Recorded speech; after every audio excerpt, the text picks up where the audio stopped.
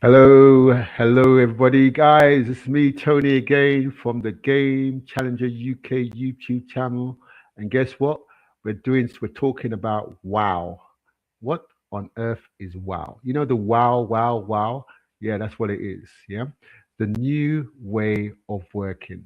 Do you get it? Wow, the new way of working. And we've got some special guests, two special guests that are out there. They're going to be talking about the new way of working. We're going to be talking. I've got Bosse coming through, and also Joe is going to be coming through later. But really, what I want to do, everybody, remember, what do we need to do first? We need to like, subscribe, and share. So when you're watching this, but don't watch it alone. Yeah, bring somebody, people in. Click on the like, click on the share, and click on the subscribe. So what I want to do is now go over and invite Bosse onto the show. Bosse. Hello.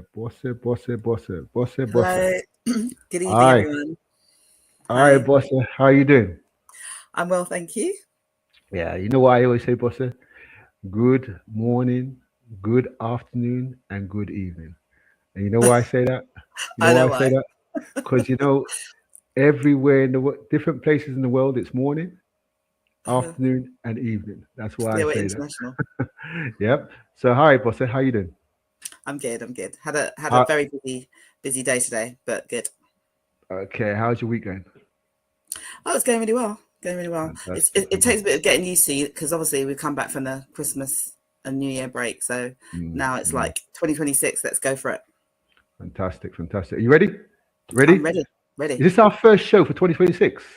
I think it is. Yeah, it Wow, is. congratulations, welcome. And that means these guys that are on this show are very, very, very special Oh, since we're our very. first time. Yeah. And I just want to just say, Joe's going to join us later. And I want to just think about today's show. What do you think about today's show? What do you think is going to be? You've got an idea of what's going to happen, but what's your thoughts about today's show? Well, I'm looking forward to hearing from our guests. And obviously, you're talking about new ways of working.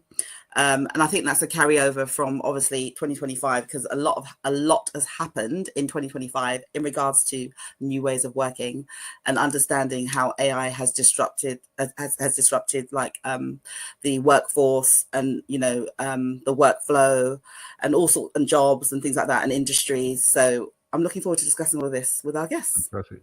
Yeah, so today's conversation isn't just about technology. It's about how we work, why we work, and whether the way we work still makes sense. Yeah. Yeah. So that's one of the things. So we're actually going to be joined by two special guests, who I believe that they sit in the intersection, in the middle of Yeah. technology, people, and modern ways of working. We have Steve, who is I've known for decades, and Steve Roberts will say how we've met.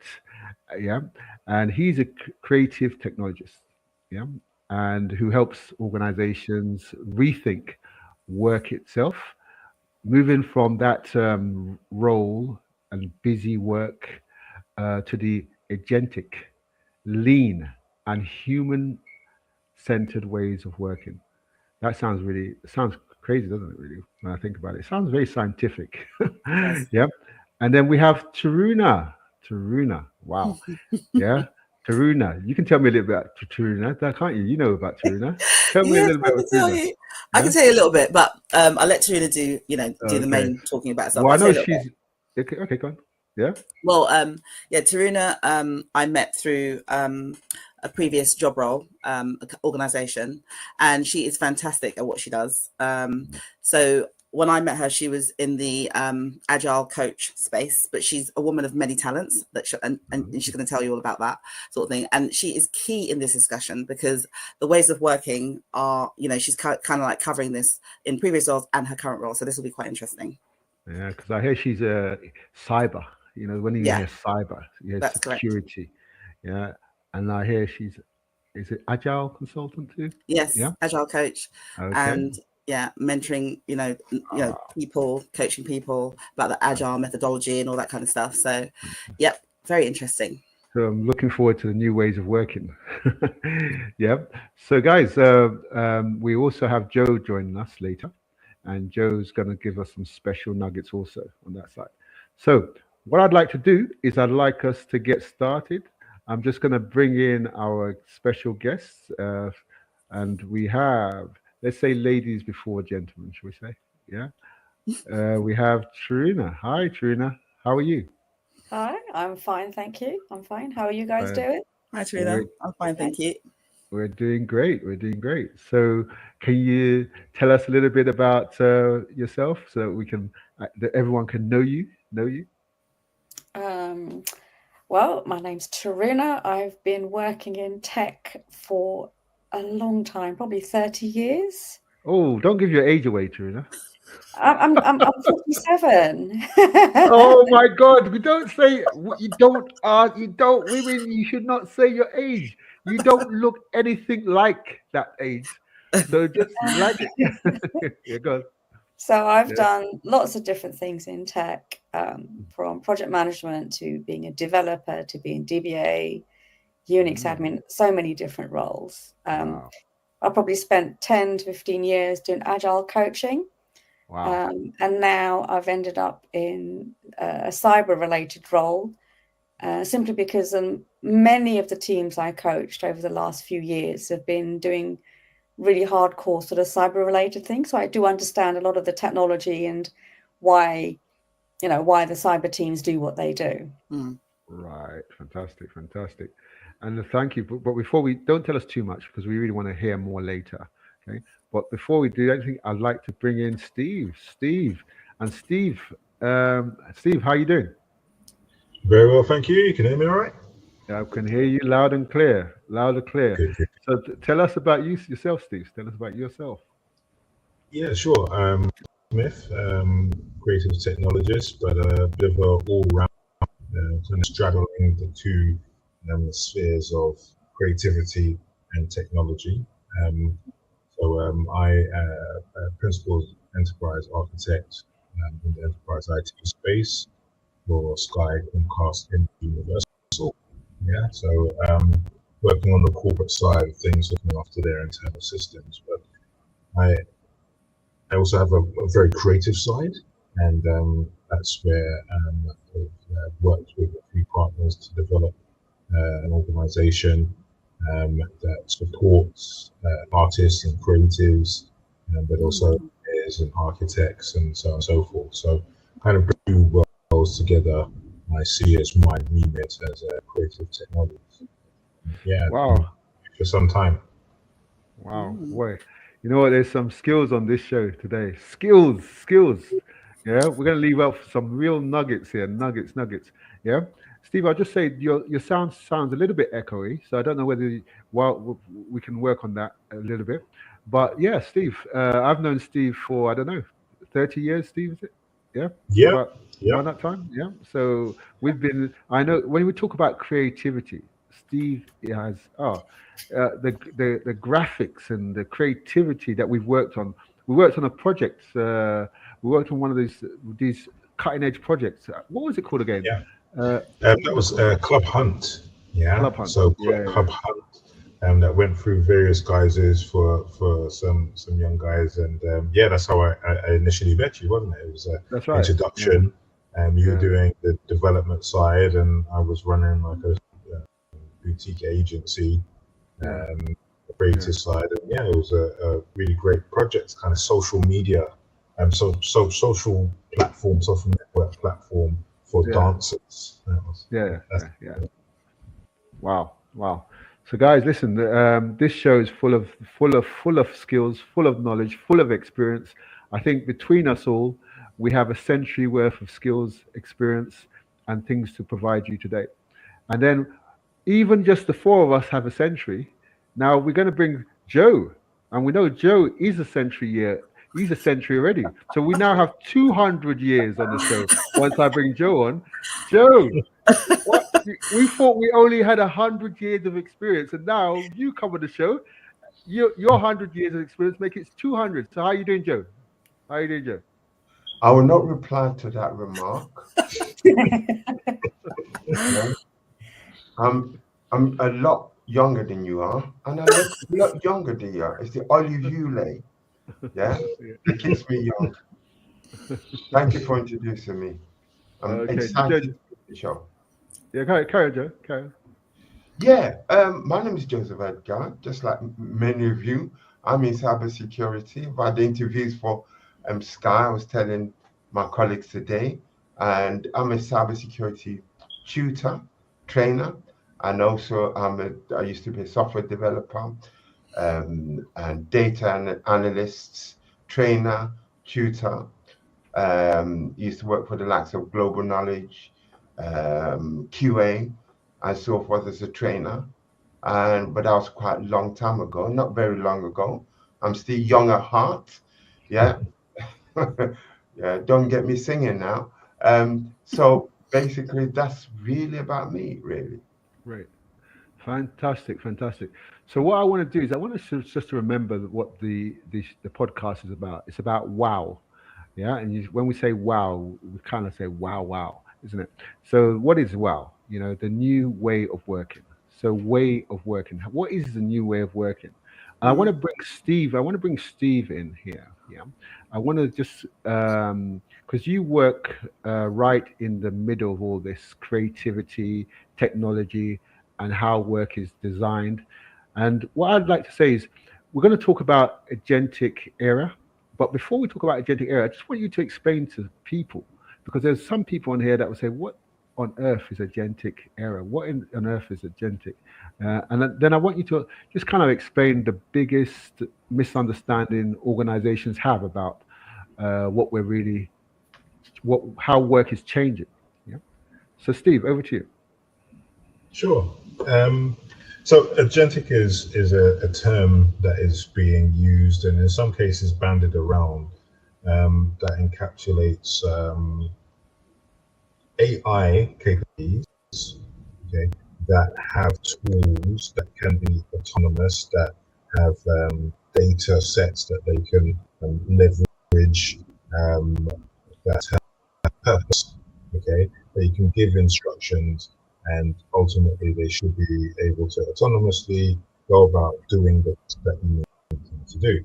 Now, that the AI technology in general is not mature enough to be able to be rolled out right across the board. However, there are agents that are coming about in different platforms, whether that be in ChatGPT with your GPTs, and whether that be in Claude, where they have like agents that you can give instructions, connect your diary or your Gmail, your calendar, and then give it prompts in which it will conduct based on the data given it and the tools and the services it does to. So, long and short of it is that is agent.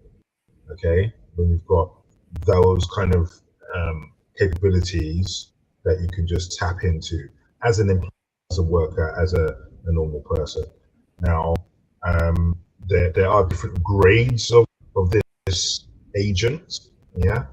So we start off with what we have with now, which is quite rudimentary. You know, there's not a lot of trust between various application systems, and depending on your location or depending on your role within an organization, depending on what you're trying to do, that isn't quite there yet. Yeah, but my words, within 6 months, and you're going to see rapid adoption of these agentic workflows. The reason being is that they're already being used behind the scenes in a lot of processes. They're just not necessarily available. I have agents, okay, and I know everyone on this call at least has a great foundation in software engineering. Yeah, you understand that, you know, there's processes, there's ways of working which have been developed within the software development industry and product development industry that work. You know, from the early days of the agile ways of working, to what we have now, with potentially enabling these processes with AI, with the right data, with the right access. So, Steve, I get you. I get you completely. Yeah. But I'm just thinking about Bob the Builder. Yeah. Mm-hmm. Or the cook lady. The cook, Yeah. So I want to know, how can you give us examples, Sure. basic examples of how these agents or this agentic area affects them? Sure. I mean, how it's going to be starting to impact us in our daily lives is probably through our devices and the services. So if I give you, instance, let's say I'm Bob the Builder, say for instance, I don't work with technology. It's not necessarily a creative occupation that I'm doing. Yeah. However, I need to process invoices, to find jobs. I need to communicate with my clients. I need to communicate with my team. Already now, you could find services, agentic services that can handle some of these tasks, or at least automate some of the processes. Okay, so say for instance, Bob the Builder decides to turn his hand, get a ChatGPT subscription, yeah, and link his agent, which is a lead finder or a skills finder. So if I need a bricklayer or a laborer, I can go to my agent and say, find me a laborer. And it will go through certain processes and access my contacts and things. You can actually do that now. It does take a bit of technical know-how. However, the kids are able to do this. Yeah. There's young people making these kind of agents to help them in their kind of uncomplicated lives, but things like studying, study agents, you can do that already. So I think we're just going to see more of it. It's going to become ubiquitous. Okay, sounds exciting. Sounds exciting. So what I'll do is I'll go to Tarina. In what we have here is now you've seen the shift because you're into cyber. You see this shift from a cyber risk and agile delivery perspective, yeah, where speed and autonomy and safety often collide. Now, from your experience, what's the most overlooked changes the agentic era is kind of forcing on organizations? I think actually it's much more, it's slightly different. So the impact is actually on the individual and the person themselves. Right.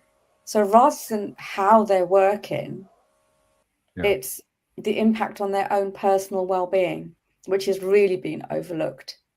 But I think overlooked to a degree where it just seems to be quite non-existent. The idea is that people just accept, but a lot of organizations don't see that actually the greatest asset is the people within it. And without the people, you're not going to get the information or the products that you want. You could use AI, but it's not going to give you what you want. And so if you're not ensuring there's a balance between the people and the technology, then it's going to be a bit of a slowdown in trying to actually get things moving. You have to have people on board. Right. Okay. So, I think I saw an ad, or I saw a strapline which says something like a company had, I think they had either 200 or 300 employees, or workers, they said, yeah. But they said 120 of them were AI agents. So what do you say to that if you say that? Because what they're trying to say now is their AI agents are now workers, they're employees. Yeah. So what do you say to that? I'd relay that back to me trying to get on a phone to get customer support, and I'm speaking to literally, it's a bot. Yeah. Yeah. And I feel really frustrated because my questions are never answered.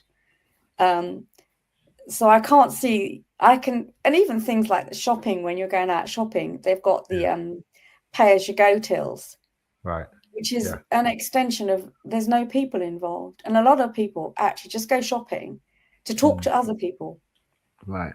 You know, and you're taking away one aspect from that. But if you're talking about expanding it out and you're saying, oh, we're going to just replace you with the bot, yeah, go ahead and replace me. But because we're human and we intrinsically want to talk to somebody rather than a computer and get the responses I want, I think many organizations are actually realizing that that's actually not the way to go. They're actually waking up that then, you know, it goes back to a balance. Yes, you can use the bots, but you can't really replace the human impact of what's happening. Okay. I like that. I think you're one in favor of humans, but you know there are some people that don't like humans. Yeah, in fact, they actually prefer machines. What do you think about that? There are some people. You're always going to get some. But if you look at the majority of people, I mean, even the young kids, they love their technology without a shadow of a doubt. But realistically, what do they do a lot of the time? They're chatting to people. They use, you know, Snapchat or Instagram, and they're talking to people. So they're actually talking to another human. Right.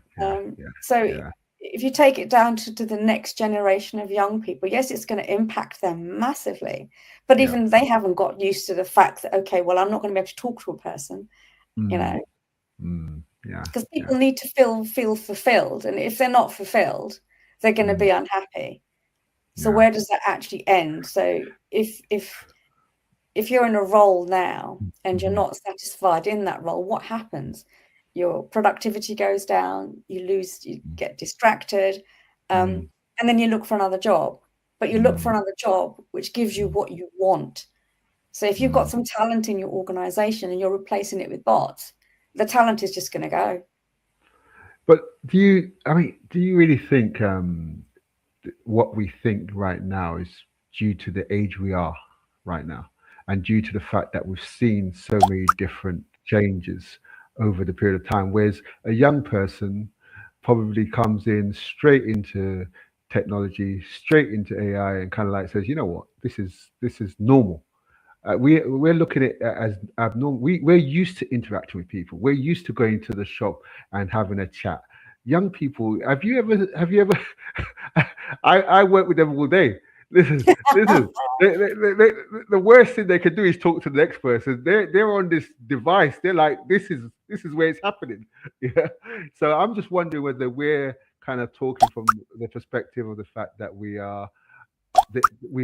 gone through so many things. But before I can let you answer that. But okay, answer that. Yeah. What do you think? Yeah, yes and no is the answer.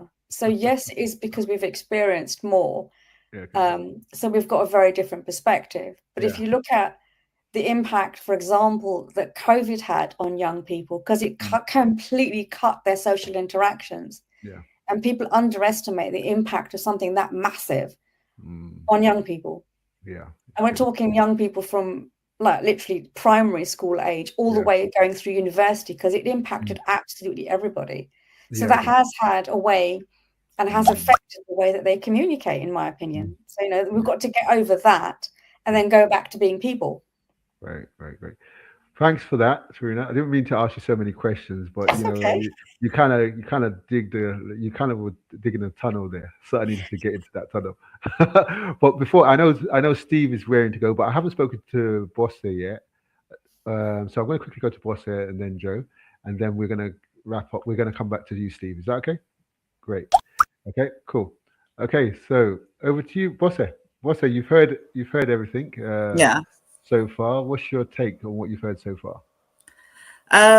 It's quite interesting. I think that the companies that I'm familiar with in terms of that I currently work with, they're of the opinion that AI is used to innovate. We don't want to replace people. We want to integrate AI into their workflows, and it should give you more time to kind of like develop the best solutions and use the AI tools to facilitate you to produce the best work. So, and I'm of that opinion. I don't think AI should necessarily be replacing people.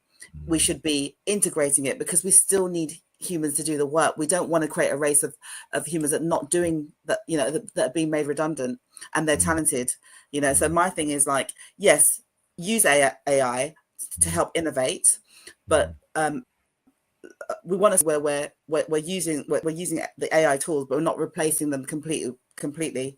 We're not completely replacing people. But Right. there might be company. Well, there are a lot of companies like Google, Amazon that have actually, you know, replaced people, because those repetitive tasks are done more efficiently using AI. I get that, but there are some roles where we can actually just integrate the use of, you know, the majority of roles we probably can integrate the use of AI and innovate. Right. So that's my opinion on that. Okay, let's pause right there. Thank you, Bosse. Guys, that was for me informative, educational, inspiring, motivational. I hope it was the same for you.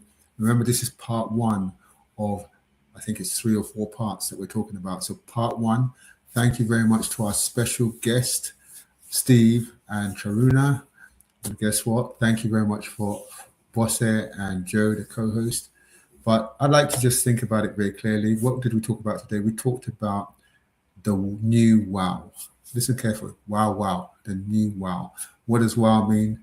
Ways of working. So what we're looking at is the new ways of working. And part one was off the hook. Part two is going to be amazing.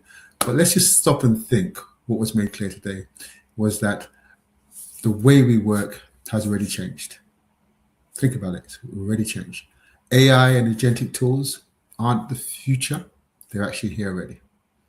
They're already in our workflows, taking over repetitive tasks, speeding up things, and turning people into orchestras rather than operators. So a conductor. Okay, so but we also heard the tension that we had between myself and everyone else, and everyone else between everyone else. What's that tension? The tension is productivity versus people, speed versus safety, and most of all, automation versus well-being.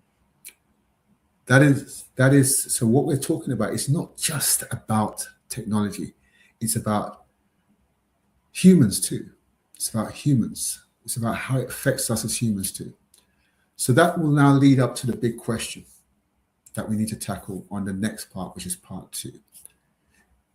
And think about it, okay, what do we need to tackle? If work has already changed, then who's actually winning? Who's at risk? And what does survival look like in a new world? That's exactly what we're going to be covering up in part two. So we're going to breaking that down in part two. Our special guests, Charuna and Steve, will be here. And of course, I'll be here. And of course, Bosse and Joe, with his century of experience, will also be here. So what I'd like you to do before you click stop, like, subscribe, and share. Now, if you're seeing this video and you're not on YouTube, you need to go to YouTube, which is the Game Challenger UK. Look for us, the Game Challenger UK, and go there, like, subscribe, and share, and watch some of the other videos. I'm looking forward to part two. Part one was just like, wow. Part two, we're going to see who's at risk, who's going to win, and what does survival look like in a new world. So remember, it's about the wow factor, the new wow factor. That's the new way of working. So that's me, Tony, over and out. Remember, click now, like, subscribe, and share. And also notify so that you know when the next one's out. So that's me, over and out.